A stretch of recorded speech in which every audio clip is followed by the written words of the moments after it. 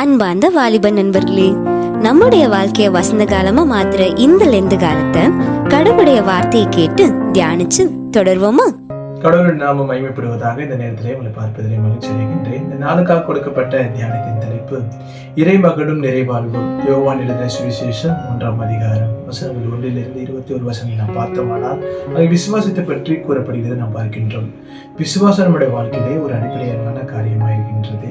விசுவாசத்தினால் நீதிமான் பிழைப்பான் என்ற வார்த்தையை நாம் கேட்டிருக்கின்றோம். அது ஒரு நிறைவுக்குள்ளாக வழிநடத்துகிறது நாம் பார்க்கின்றோம். ஆண்டவராக இயேசு கிறிஸ்துவினுடைய வாழ்விலும் அது நிறைவேற்றுவதை நாம் பார்க்கின்றோம்.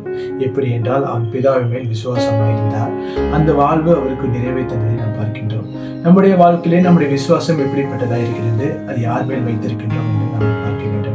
தபசு நாட்களிலும் அநேகமாய் ஆண்டவரிடம் நாம் கிட்டி சேர்வதற்கும் நம்முடைய நிறைவான வாழ்வுக்கு அந்த விசுவாசம் ஒரு அடிப்படை தனமாக இருக்கின்றது. கடவுள் தாமே ஆசீர்வதிப்பாராக.